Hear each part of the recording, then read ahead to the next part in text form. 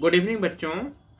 आज सुबह मैंने आपको एक क्वेश्चन दिया था डिस्कस करने के लिए, मेंस के लिए। क्वेश्चन था आपका कि बिरसा मुंडा आंदोलन के मिश्रित स्वरूप पर प्रकाश डालिए।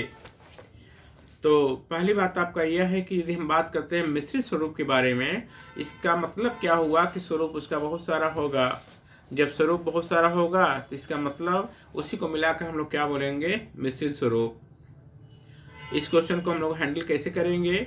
सबसे पहले क्वेश्चन आपका दिया है कि बिरसा मुंडा आंदोलन के मिश्रित स्वरूप पर चर्चा करिए। यदि क्वेश्चन आपका शॉर्ट नोट्स के लिए आता है और मुझे लगता है कि लगभग 100 शब्दों के आसपास हमें लिखना होगा, तो सबसे पहले हम लोग संक्षेप में क्या करेंगे, बिरसा मुंडा आंदोलन के बारे में संक्षेप में हम लिख देंगे। बिरसा मुंडा आंदोलन के संक्षेप में लिखने के बाद फिर हम लोग बात करेंगे इसके स्वरूप के बारे में।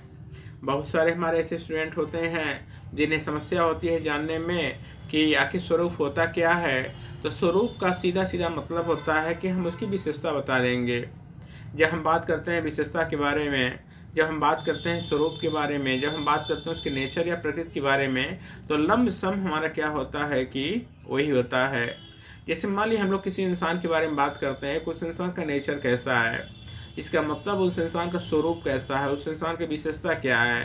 तो हम कह सकते हैं ना कि इंसान बहुत ही अच्छा है, बहुत ही कम बोलता है, जब कहीं आवश्यकता होता है तभी बोलता है, अदरवाइज नहीं बोलता है।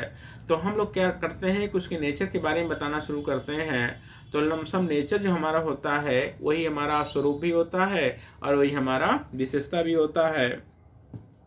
और जब हम बात करते हैं बिरसा मुंडा आंदोलन के स्वरूप के बारे में, तो बेसिकली इसका कोई एक स्वरूप नहीं था। क्वेश्चन से ही आपका जाहिर है, यदि लिखा हुआ क्वेश्चन में कि मिश्रित स्वरूप पर प्रकाश डालिए, इसका मतलब उसका स्वरूप बहुत सारा है और इसीलिए यहाँ पर वर्ड यूज किया गया है मिश्रित स्वरूप के बारे में। तो एक बार आइए हम लोग यहाँ पर इसको देखते हैं। सबसे पहले हम लोग क्या कर सकते हैं यहाँ पर कि बिरसा मुंडा आंदोलन के बारे में एक पैराग्राफ में संक्षेप में हम लोग लिख देंगे। जैसे उदाहरण के लिए कि बिरसा मुंडा आंदोलन 19वीं सदी के आखिरी दशक में बिरसा मुंडा के नेतृत्व में सामाजिक, आर्थिक और धार्मिक पुनरुत्थान के उद्देश्य से किया गया आंदोलन था। इसका स्वरूप उग्र और हिंसक था। इसे उल गुलान अर्थात महान हलचल के नाम से भी जाना जाता है। बच्चों ध्यान देना, जब भी हम बात करते हैं जनजातीय विद्रोह के बारे में, तो हर जनजातीय विद्रोह का एक की पॉइंट होता है।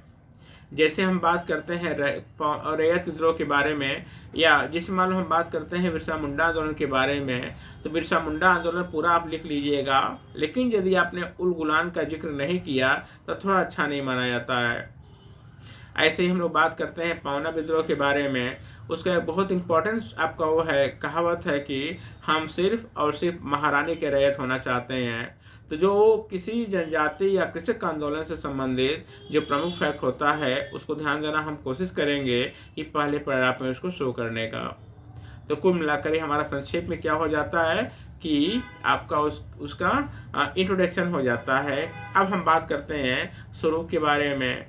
तो उसमें हम लोग आगे इस तरह से लिख सकते हैं कि अंग्रेजों के द्वारा लाई गई जमींदारी प्रथा और राजस्व व्यवस्था, इंडियन फॉरेस्ट एक्ट 1882 आदि कार्यों ने मुंडाओं की पुरानी खुटकुटी व्यवस्था खत्म कर दी, समाप्त कर दी और उन्हें जंगलों से बेदखल कर दिया गया।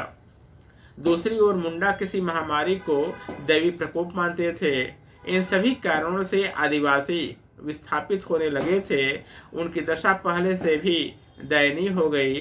अतः अस्मिता, स्वायत्तता और संस्कृति को बचाने के लिए बिरसा मुंडा ने दीकुओं के खिलाफ जंग छेड़ दी। अंग्रेज सरकार से न्याय पाने में विफल होने पर अंग्रेजी राज को समाप्त करने व मुंडा राज की स्थापना करना बाद में चलकर उनका लक्ष्य बन गया। बिरसा मुंडा 1890 के आसपास वैष्णव धर्म की ओर मुड़ गए। उन्होंने धर्म का सहारा लेकर मुंडाओं को संगठित करना शुरू कर दिया। उन्होंने धर्म संगठित करना शुरू कर दिया और आंदोलन का उद्देश्य मुंडाओं के लिए एक नए धर्म की स्थापना भी करना था। बिरसा ने दावा किया कि वो भगवान है और मुंडाओं ने भी उन्हें अपना उद्धारक और भगवान मान लिया। तो कहने का तात्पर्य यह है कि शुरुआत में क्या था कि अंग्रेजों के द्वारा जो लाए गए सिस्टम था, इनसे परेशान थे वहाँ से विस्थापित होने लगे। बाद में लगा कि सारी समस्या अंग्रेजों के द्वारा दी गई है, तो इन्होंने अंग्रेजों को समाप्त करने का प्रयास किया। बाद में इनको पुलिस ने, जमींदारों ने भी दबाने का मतलब वो किया, प्रयास किया, तो बाद में ये उनके खिलाफ हो गए। और फिर वक्त के साथ क्या होता है कि यह धार्मिक मुद्दा को भी मतलब उठाना शुरू कर देते हैं। तो इस प्रकार से हम कह सकते हैं उपरोक्त विश्लेषण से स्पष्ट है कि मुंडा विद्रोह का कोई एक लक्ष्य नहीं था, बल्कि वो मिश्रित स्वरूप अपनाए हुए था।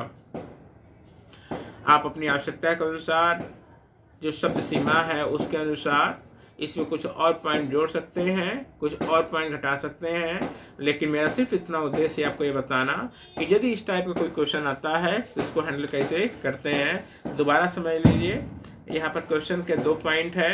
एक आपका हम बात करेंगे बिरसा मुंडा के भूमिका के बारे में, प्रस्तावना के बारे में, और दूसरी बड़ी हम बात करेंगे इसके मिश्रित स्वरूप के बारे में। कोई एक स्वरूप होता तो नो डाउट यहाँ मिश्रित शब्द का प्रयोग नहीं होता। मिश्रित शब्द का होने का मतलब ही है कि यहाँ पर बहुत सारा स्वरूप इसका दिया हुआ है, तो इस क्वेश्चन को हम लोग ऐसे हैंडल कर सकते हैं। लगता है इस क्वेश्चन के कुछ और पॉइंट हमें जोड़ना चाहिए, तो आप अपने इसको नोट से जोड़ सकते हैं, लेकिन तौर तरीका ध्यान देना हमारा लिखने का यही रहेगा। Thank you.